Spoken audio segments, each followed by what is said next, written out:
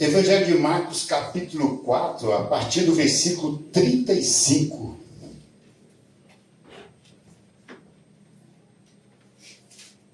Todos acharam?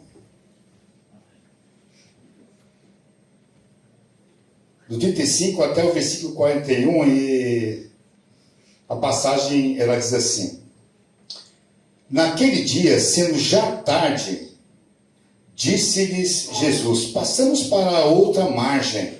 E eles, despedindo a multidão, o levaram assim como estava, no barco. E outros barcos o seguiam. Ora, levantou-se grande temporal de vento, e as ondas se arremessavam contra o barco, de modo que o mesmo já estava a encher-se de água. E Jesus estava na popa, dormindo sob um travesseiro. Eles os despertaram e lhes dizem: Mestre, não te importa que pereçamos? E ele, despertando, repreendeu o vento e disse ao mar: Acalma-te, emudece. O vento se aquietou e se fez grande bonança. Então lhes disse: Por que sois assim tímidos? Como é que não tendes fé? E eles, possuídos de grande temor, diziam uns aos outros: Quem é esse que até o vento e ao mar lhe obedecem? Essa passagem é muito conhecida, eu tenho quase certeza que todos vocês já devem ter ouvido mensagens sobre esse texto, comentários. Antes de a gente entrar no texto, é interessante que todos saibam que nós da Igreja Batista, ou melhor dizendo, as igrejas que são mais tradicionais, mais antigas, né, têm assim por hábito o meio de trazer sempre mensagens expositivas. São mensagens que expõem o texto, versículo por versículo, às vezes palavra até por palavra, porque há uma grande importância nisso.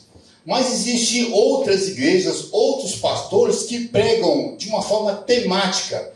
Desenvolve um tema dentro daquela mensagem, foca naquele tema e vai então trazendo a mensagem. Não tem nada de errado, tanto de uma forma como da outra. As duas são maravilhosas. Eu estou contando isso para vocês porque esse texto que nós acabamos de ler aqui, eu prego expositivamente também. Mas esse texto, ele é muito temático. Se você olhar para ele, Marcos apresenta aqui um tema como principal desse trecho bíblico aqui. E se eu fosse pregar tematicamente para vocês aqui, eu ia dizer para vocês que, olha, o tema desse livro aqui é sobre quem é Jesus. Porque é isso que Marcos está desenvolvendo, né, através de Pedro. Pedro que escreve, Marcos escreve, mas é Pedro que está ditando para Marcos, né? Marcos não era uma testemunha ocular de Jesus, e sim Pedro, né? Então, veja bem, o tema seria isso. O tema dessa mensagem seria esse aqui. É esse, aliás. Quem é Jesus o Cristo? Né? Então, se você... Melhor, antes dizendo... Desde de começar aqui no versículo 35, eu quero chamar a atenção de vocês por mais uma coisa. Nós, as pessoas que pregam, os pastores que pregam dessa forma expositiva do texto, a gente entende que dentro dos 4 evangelhos, principalmente, Mateus, Marcos, Lucas e João, não há uma narrativa ou situações que não tragam um ensino para nossas vidas. Não tem palavras soltas nos evangelhos. Todo o conteúdo histórico, é bom você entender isso, há um pano de fundo que os pastores, aqueles que lidam com a palavra, precisam olhar atenciosamente, meticulosamente, eu poderia dizer para vocês, minuciosamente no texto. E é dessa forma que eu quero levar para vocês a olharem para esse trecho, ou para essa perícope, como assim é chamada, né? Mas vamos lá, no versículo 35, Marcos começa narrando para nós assim, olha, naquele dia, sendo já tarde, disse-lhe Jesus, passamos para outra margem. E eles, despedindo a multidão, o levaram assim como estava, no barco. E outros barcos o seguiam.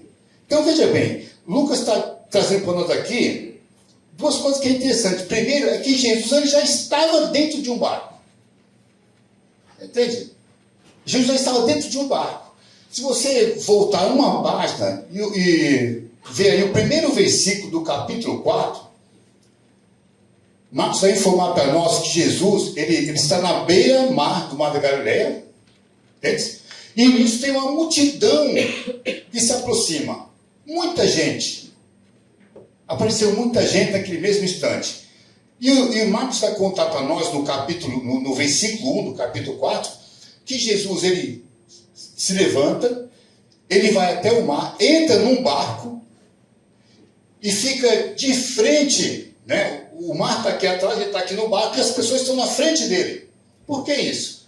Porque nessa época, obviamente, né, não existia microfone, não existia tecnologia, não existia caixa de som maravilhosa como essa daqui, que dá para ouvir daqui até o Central Park, se aumentar esse som aqui todo.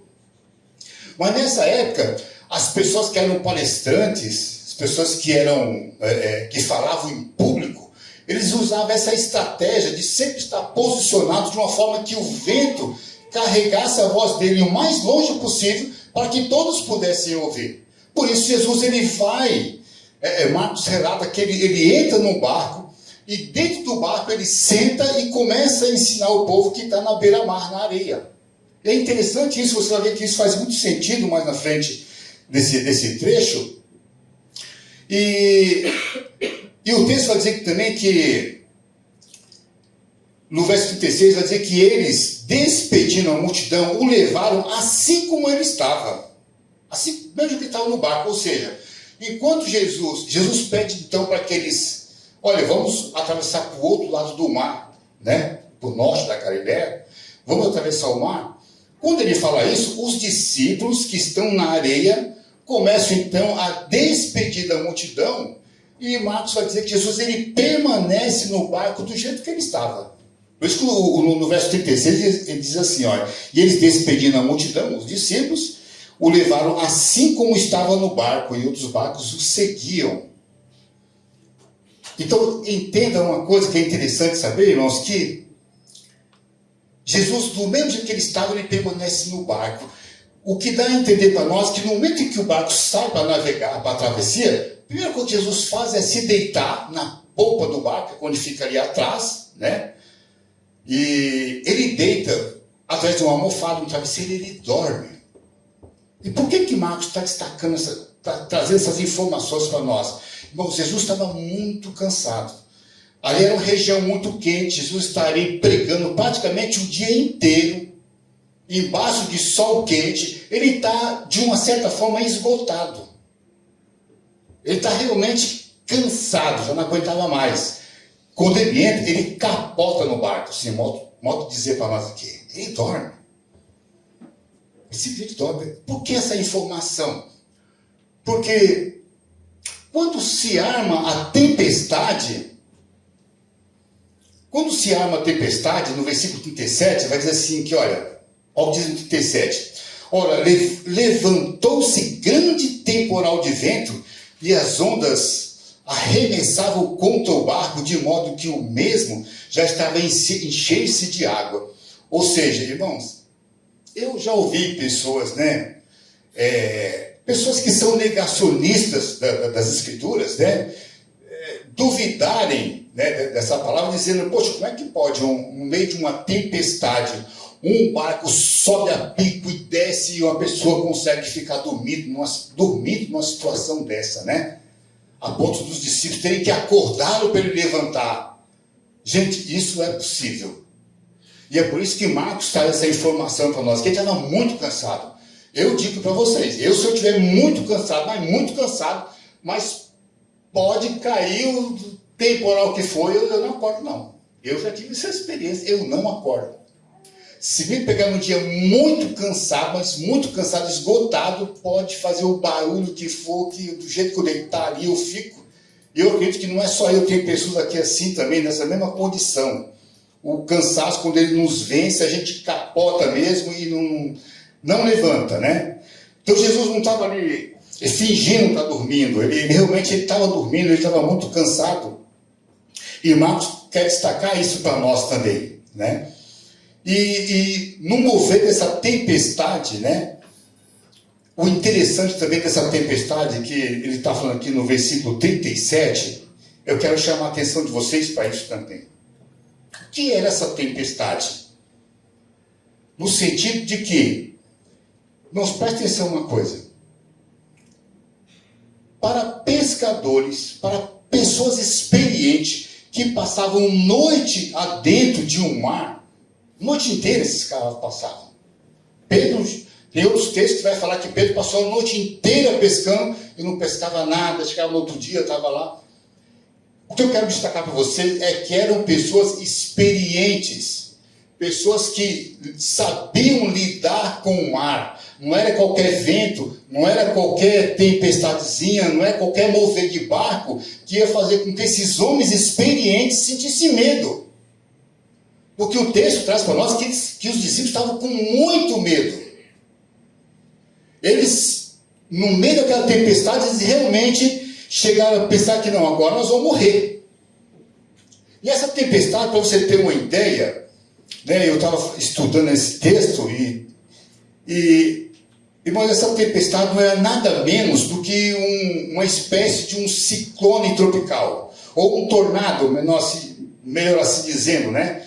Existe uma diferença de um tornado e de um furacão, porque um furacão ele chega a se arrastar até 1.600 quilômetros, ele vai longe, ele pode começar na Argentina e vir até o Brasil, um furacão. E um tornado, um ciclone tropical, ele avança no máximo ali em torno de 1.000 metros, 1 quilômetro no máximo, mas é o suficiente para fazer um estrago. Uma tempestade, irmãos, eu quero dizer para vocês que faz um estrago tremendo. Não precisa muito longe, né? Tivemos agora lá nos Estados Unidos, né? Pegou fogo em tudo lá, que o vento veio, levou e quase que acabou com Los Angeles, né? Eu estava vendo uma reportagem que teve um cara que comprou, inclusive, a casa lá de um dos componentes dos Beatles, do John Lennon, uma mansão. Irmãos, não sobrou nada. A tempestade veio, levou fogo e acabou com tudo. Los Angeles está abaixo assim de cinzas. Então, uma tempestade é sempre eu tenho para mim que é quase que sinônimo de tragédia. Toda vez que tem tempestade, acontece tragédia. Sempre tem tragédia quando se levanta uma tempestade, né? E inclusive também, irmãos, eu estive estudando que nas culturas antigas o mar já era um símbolo de destruição, de forma que ninguém era capaz de deter, e não é ainda até hoje.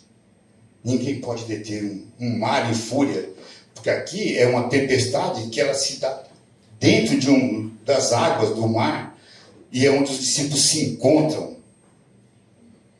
E acredite, eu não sei se você teve essa experiência de entrar num barco e ir para alto mar. O mar por si só ele já dá medo, porque não tem experiência. Ele é realmente apavorante, apavora. Você está no meio, eu fico imaginando, quando teve aquele tsunami que teve no Haiti, que acabou com o Haiti, né? Eu assisti o filme, não sei quem viu aquele filme, né, retratando, né, a situação do Haiti, foi algo realmente tremendo, né? Foi algo assim impressionante, e eu quero reforçar para os irmãos que realmente um mar, uma tempestade em fúria, ela é imprescindível, ela é imprevisível, melhor dizendo. Hoje, nos tempos de hoje, a ciência, a tecnologia ainda consegue prever uma tempestade. consegue prever. Mas nessa época aqui não. Nessa época, uma tempestade era imprevisível, não tinha como você prever. Ela era também inevitável, não tinha como você evitar que essa tempestade acontecesse. Ela simplesmente chegava e te pegava de surpresa, assim meio que de sopetão, você não tinha o que fazer. Uma tempestade também, irmãos, ela é inadministratível. No sentido que você não tem como administrar uma tempestade. Não tem como. Se você olhar, né, eu acompanho muitos noticiários, né? E lá aquelas ondas de Los Angeles, nos Estados Unidos, ali tem muito furacão, muito ciclone, e a gente vê que as pessoas, quando acontece, elas não têm o que fazer. É só depois, né, lamentar mesmo e não tem. Não tem como se defender. Não há defesa quando você está no meio de uma tempestade. E não é só isso não, ela também é pavoroso. Você morre de medo numa situação dessa. Quando você está em meio de tempestade, gente, todo mundo fica com medo. Porque ela realmente é pavorosa, ela é assombrosa. É assustador quando se está passando por qualquer tempestade. A gente fica sem chão. Teve uma vez que eu estava com meus filhos, com o Arthur e com o Vitor, aqui sentido Rio Cunha, a gente entrou num córrego que tem ali, a gente ia tomar banho lá. A gente gostava de tomar banho lá. Eu acho que eu já levei o Evandro lá uma vez lá. Uma vez a gente estava lá e tinha que descer uma ribanceira para você chegar lá na cachoeira, né? Estava tomando banho, daqui a pouco, do nada, deu uma nuvem preta e começou a ventar, e daqui a pouco, irmãos, com uma cachoeira, você não consegue ver, olhar lá em cima. Quando eu vi, já estava descendo aquele monte de água, e chuva caindo, e as pedras eram lisas, eu, na hora de sair correndo com medo, apavorado, tomei um tombo, quase que eu não consigo levantar. O medo é mais forte do que tudo. É assim que funciona. É pavoroso, de forma que todas as raças e culturas do primeiro século tinham ciência, presta atenção nisso, toda raça, toda cultura do primeiro século tinha ciência, que somente Deus, o Messias, o Criador de todas as coisas, era capaz de deter. Nada mais era capaz de deter uma tempestade. Eles tinham ciência disso. E Jesus, irmãos, ele está no lugar certo, na hora certa, e ele toma uma decisão certa, quando ele pede para os discípulos para atravessarem para o outro lado do mar. E eles entram naquele barco e passa por toda essa tempestade apavorante. E os discípulos sabiam. Irmãos, eu estou relatando isso para vocês porque eu já vi pessoas pregarem nesse texto como que dizendo que, como se Deus tivesse programado essa tempestade, de forma que Deus estivesse testando a fé dos discípulos, ou tratando do pecado deles. Mas não era. Não tem nada a ver isso. Jesus não arquitetou, ele não planejou essa tempestade. A tempestade ela aconteceu porque ela ia acontecer de qualquer forma. Jesus estando ali ou não, ela ia acontecer. E pegou mesmo todo mundo de surpresa. E os discípulos também, que eram acostumados com água, Pedro principalmente, tinha ciência que aquela região, isso já acontecia. Não foi a primeira vez que aconteceu. E nem ia ser a última também.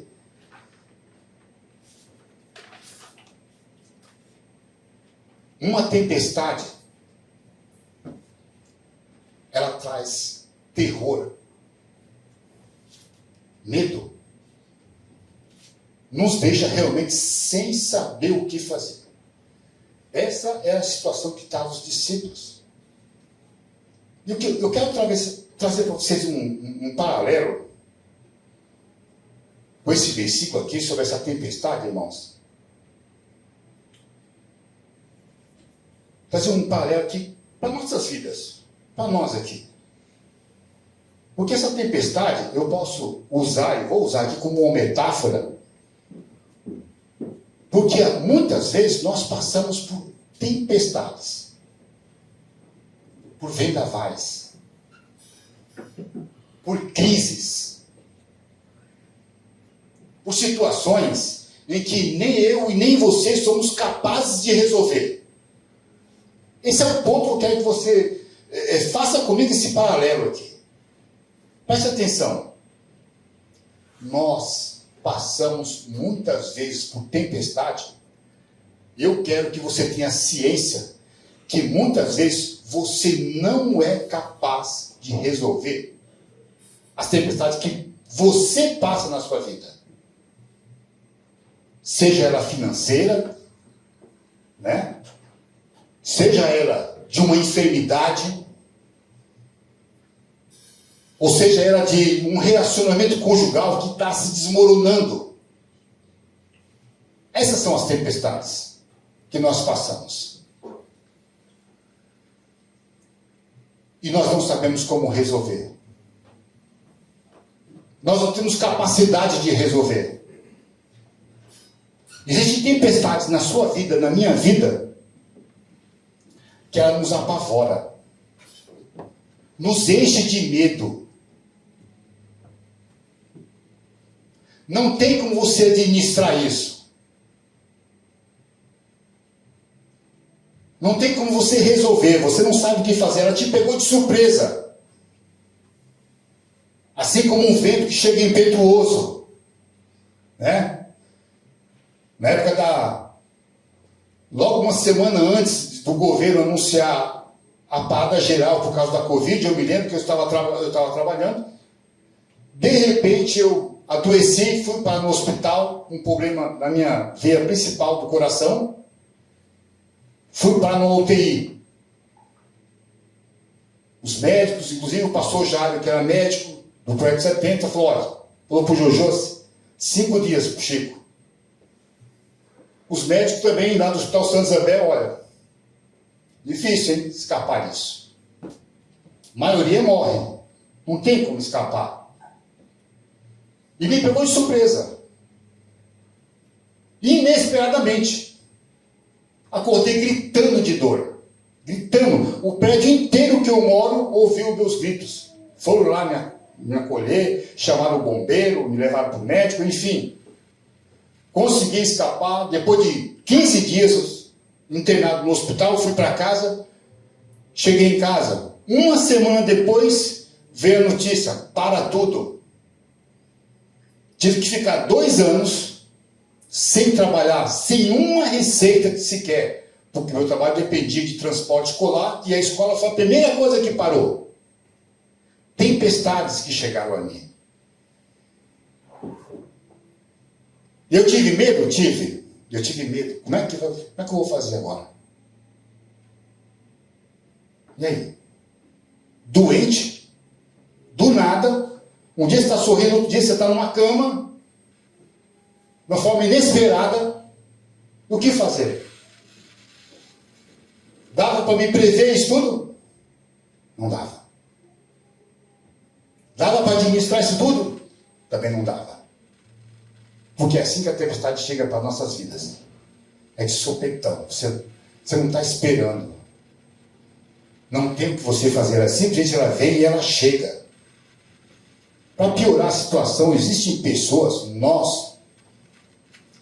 que o orgulho é tão grande, que ao invés de ele pedir ajuda, ele se esconde, a gente se esconde. A gente se esconde, a gente não quer pedir ajuda, a gente é muito orgulhoso. Irmão, como é que você está? Tudo bem? Tá tudo uma maravilha. Mentira. Mentira.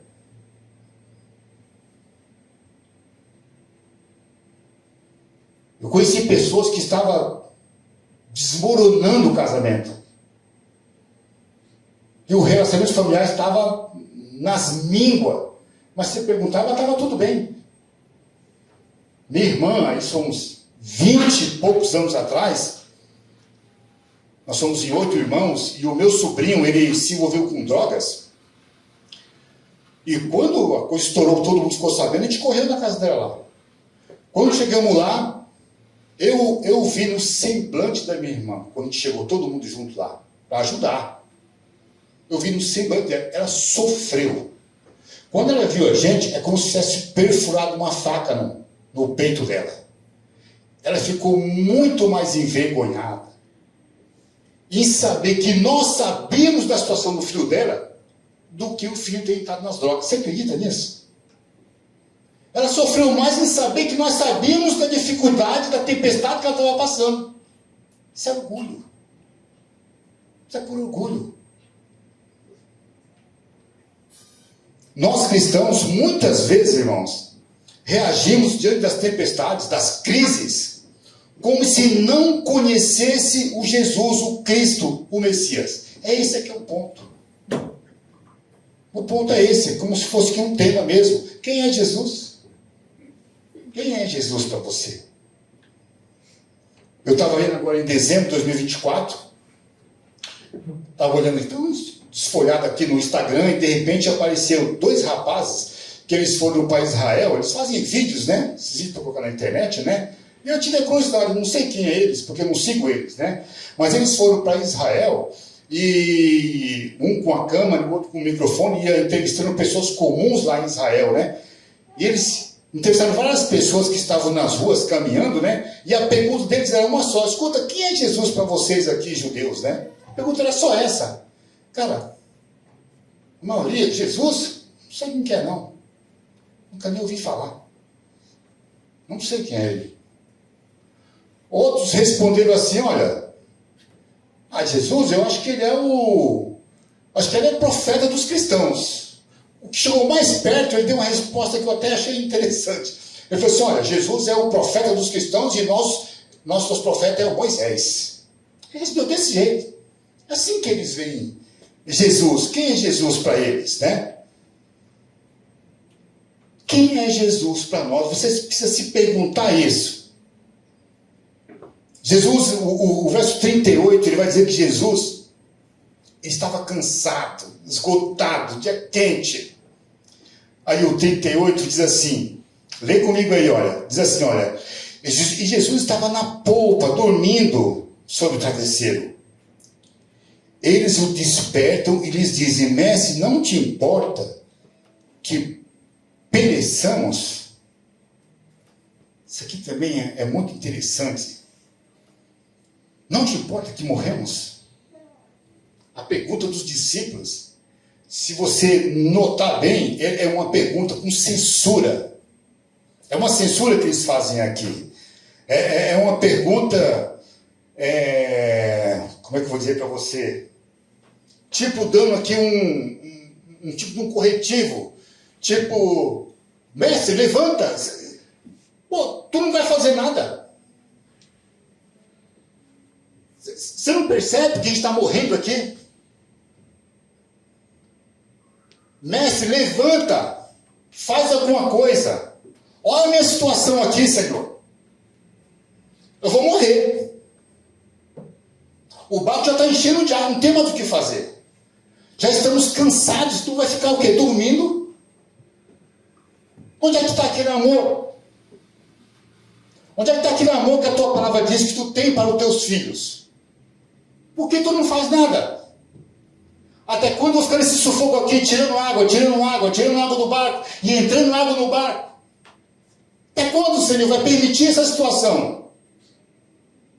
Esse é o tom dos discípulos. Vai ficar parado? Você percebe que essa situação, ela se encaixa com as nossas vidas também? Você percebeu isso? Eu não conheço você, eu não posso falar de você, eu posso falar de mim. Eu, algumas vezes, passando por momentos difíceis, por tempestades difíceis, algumas vezes eu sentei na sala, deixei tudo escuro, eu sempre gostei de orar na casa da noite. Algumas vezes eu pedia para meus filhos, né, vai, vamos tudo para o quarto de vocês, te deixa sozinho aqui. Eu apagava as luzes, ficava sozinho, ficava orando. E algumas vezes eu me peguei questionando Jesus. Mas não é possível. Como assim? Como é que um Deus tão amoroso permite eu ficar passando por a situação que eu estou passando? Por quê, Senhor? Será que tem coisa errada comigo?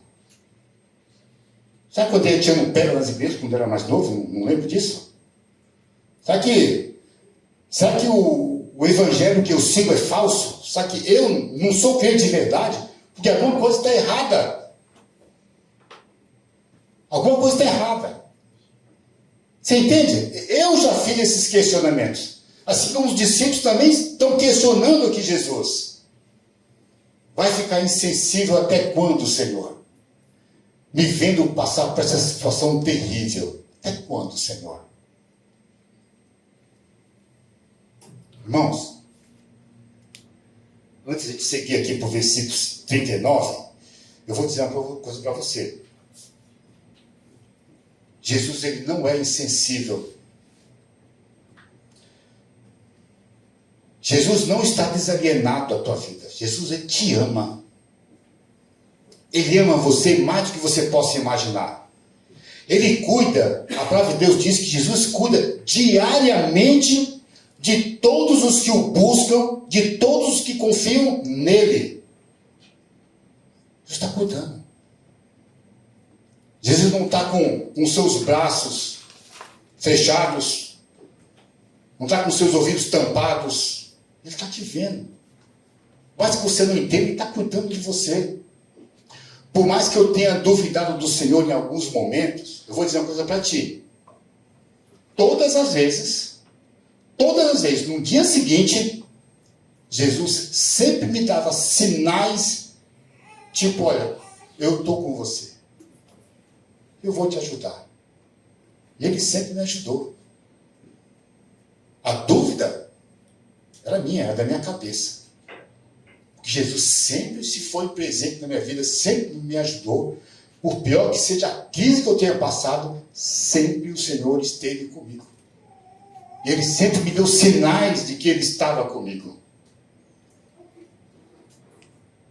E no versículo 39, preciso avançar um pouco por causa do horário. O versículo 39 diz assim, leia o versículo 39 comigo. E ele despertando, 38 voltando, mestre, não te importa que pereçamos? E ele despertando repreende o vento e disse ao mar, acalma-te, remudece. O vento se aquietou e fez-se grande bonança. Isso aqui é muito lindo também, porque Timothy Keller, o pastor Timothy Keller, ele vai dizer no livro dele que, sobre esse trecho, ele vai dizer que Jesus, ele dá uma ordem mais completa e absoluta. Simplicidade. Com singeleza. Jesus, ele não gritou para que o mar se acalmasse, nem para a tempestade. Jesus também não invocou um outro Deus, ele não invoca alguém superior a ele. Não. Ele simplesmente se volta para o mar e diz, acalma-te. O mar se acalma. Com singeleza, com simplicidade. Sabe? Porque Jesus, irmãos, ele tem poder para intervir em qualquer situação. Jesus, ele governa até aquilo que é ingovernável. E o interessante, quero que você entenda que Jesus aqui, ele está exercendo um poder que pertencia somente a Deus. Você entende isso? A ordem que Jesus dá aqui para parar o mar e o vento, só Deus tinha poder para fazer isso. Mais ninguém. Quem que é Jesus? Quem é esse Jesus? Ele não esbraveja, ele simplesmente dá aquela ordem e tudo se acalma e vira uma bonança. Eu me lembro da minha mãe, que minha mãe contava viva, tinha 8 irmãos, e quando a gente fazia Qualquer coisa errada que fosse, que tivesse alguém em casa, ela não falava nada, ela só olhava. Ela só estalava o olho e já entendia que, opa, para, senão depois o bicho vai pegar para nós. Minha mãe só olhava e bastava. A autoridade da minha mãe, para comigo, para com meus irmãos, era assim. Jesus também aqui, ele só usa a palavra dele. Só manda, calma. E o mar para. Esse é o poder que ele tinha, um poder de Deus. João, no capítulo 19, versículo 10 e 11, você não precisa abrir. Eu não vou abrir, aliás, para não perder tempo. Mas a narrativa lá em João, no Evangelho de João, é uma passagem que Jesus está sendo interrogado por Pilatos. É muito lindo. Essa passagem, eu confesso a vocês, quando eu vi no filme, eu fiquei até arrepiado. Pilatos está interrogando Jesus, e ele faz muitas perguntas nesse interrogatório. E Jesus faz meio que uma lei do silêncio. Jesus não era de ficar respondendo, dando satisfação por tudo aquilo que perguntavam para ele. Jesus está silencioso. Mas tem um momento em que Pilatos pergunta para Jesus assim, escuta aqui, ó. Sabe que você não sabe que eu tenho poder para te livrar e para te condenar? Aí Jesus não se aguentou, não. Com essa pergunta, Jesus fitou ele, olhou no olho dele de Pilatos e disse assim, olha, escuta aqui. Toda autoridade que tem porque eu dou. Toda autoridade é minha. Eu que dou. Toda autoridade passa primeiro por mim. Tipo, se eu quiser, eu acabo com tudo isso aqui, com essa bagunça toda aqui. Tipo, eu tenho autoridade, eu tenho poder. Se eu quiser, eu acabo com tudo isso aqui. Jesus não faz isso. Jesus apenas disse para ele que, não, você não está entendendo. A autoridade vem do meu Pai. Ele disse. Mas se você for interpretar assim ele está dizendo que, olha, eu tenho autoridade. Tudo passa por mim. Tudo passa pelo Cristo. Hebreus. Se você abrir lá em Hebreus, capítulo... Eu vou ler aqui rapidinho. Hebreus, capítulo 1, do 1 ao 3. Isso aqui é muito lindo. Porque vai dizer assim para nós.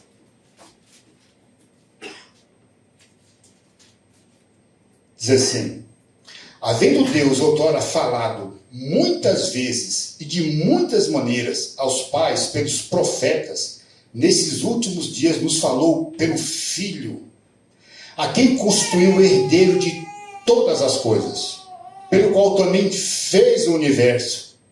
Ele que é o resplendor da glória e a expressão exata do seu ser, sustentando todas as coisas pela palavra do seu poder. Tudo é sustentado, tudo passa por Jesus. Toda a autoridade é dele. Jesus, ele não veio, né? Jesus, ele não veio ao mundo para a condenação. Jesus não veio, quando ele não toma nenhuma atitude ali com Pilatos, é porque ele não veio para tratar o mal com o mal. Não foi para isso que ele veio. Jesus não veio para condenar. Jesus não veio para ficar apontando o dedo para você e dizendo aquilo que é óbvio, que você é um pecador. Ele não precisa fazer isso, você já sabe disso. Não foi para isso que ele veio também. Jesus veio para a nossa salvação. Jesus também não veio, irmãos, para tratar da nossa imoralidade. Não foi para isso. Tipo, né, para que você fique menos imoral. O Evangelho não é para isso. Isso acontece consequentemente. Conhecer a Cristo já faz de você menos imoral. Mas não foi isso que Jesus veio fazer. Jesus veio para amar. Jesus veio para salvar, para perdão. Jesus veio por amor. Ele veio por amor da sua criação. Jesus veio para nos consolar. 2 Coríntios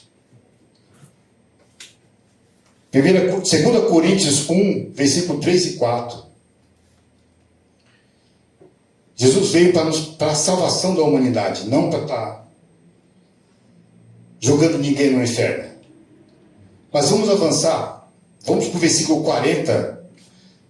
Acompanhe comigo, o versículo 40 vai dizer assim, olha. Então lhes disse, logo que Jesus ele manda que o mar se aquete, no verso 39, Jesus se vira para os discípulos e diz assim, olha, por que sois assim tímidos? Como é que não tendes fé? Isso aqui é muito lindo, isso aqui, irmãos. Olha o que Jesus disse para os discípulos. Presta atenção. Como? Como é que vocês não tendes fé? Vou fazer uma pergunta para vocês aqui. Vocês acham que os discípulos tinham fé em Jesus? Não precisa responder agora. Segura essa pergunta aí. Você acha que os discípulos tinham fé em Jesus? Porque o texto está dizendo aqui, Jesus está dizendo que eles não têm fé. Leia aí, versículo 40, que você vai ver isso. Agora, veja bem, mais uma vez, irmãos, eu não vou ler, e me perdoe pelo atraso.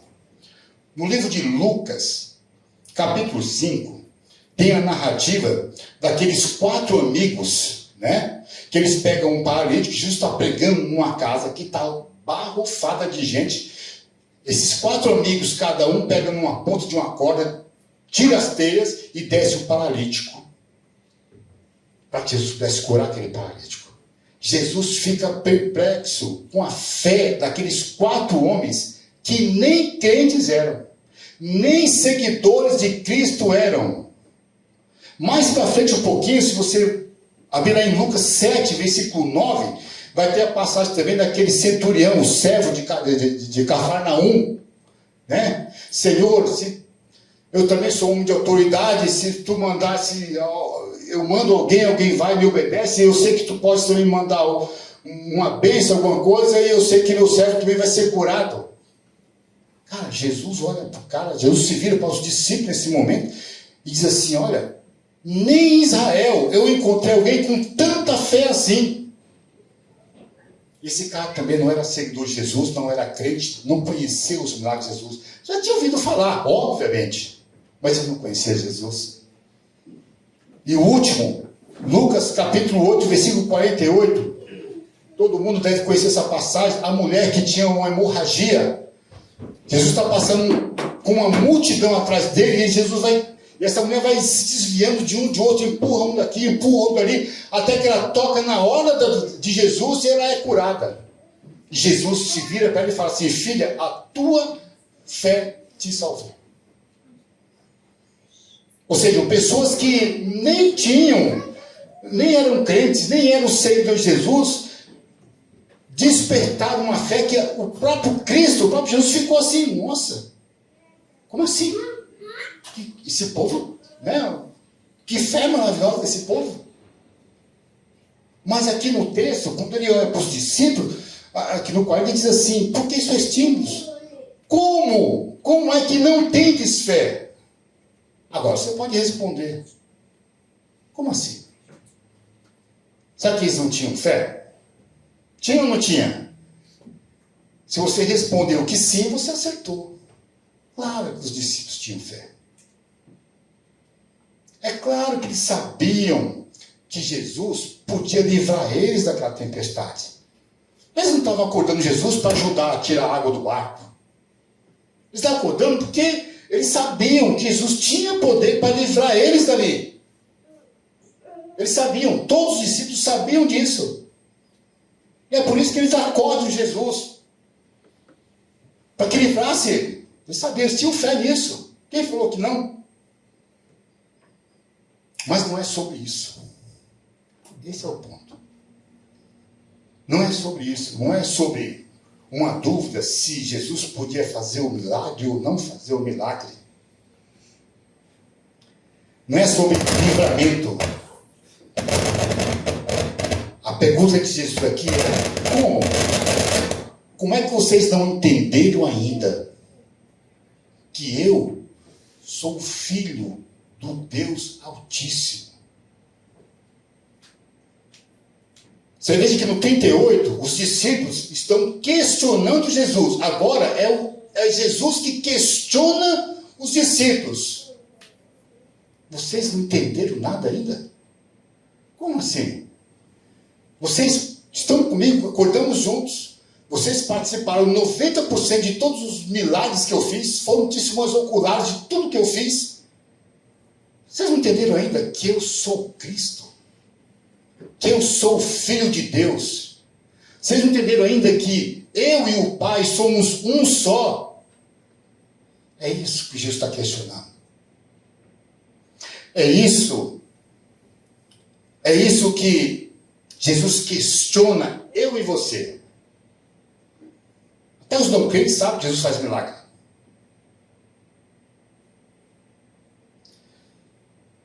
Irmãos, uma coisa é saber. É saber que ele faz. Outra coisa é você viver isso. Uma coisa é saber que Jesus é o Filho de Deus. Outra coisa é você viver isso no seu dia a dia, sendo Jesus o Filho do Deus. Filho do Deus Altíssimo. Quando você estiver passando, irmãos, por perrengues, por crises, ao invés de você ficar questionando Deus, questione Jesus como eu fiz, questione a si mesmo. Se posicione como um crente que não anda na superficialidade da fé. Porque é assim que nós andamos muitas vezes. Uma fé superficial. Lembre-se que Jesus, o que ele representa para você. Quem é Jesus para você? Lembre-se disso. Ele é o Filho de Deus. Paulo vai dizer em Filipenses 4, versículo 13: tudo posso naquele que me fortalece. Tudo posso naquele que me fortalece. Você sabe o que Paulo está dizendo aqui? Paulo está dizendo o seguinte, olha, com essa frase, Paulo diz que com a ajuda de Jesus, nada é impossível. Tudo posso naquele que me fortalece. Ou seja, com Jesus, nada me é impossível. Nada é impossível. No versículo 41, encerrando, eles dizem: eles, possuídos de grande temor, diziam uns aos outros: quem é este que até o vento e o mar lhe obedecem? Quem é Jesus para você? Nós precisamos parar de viver nessa superficialidade da fé, irmãos.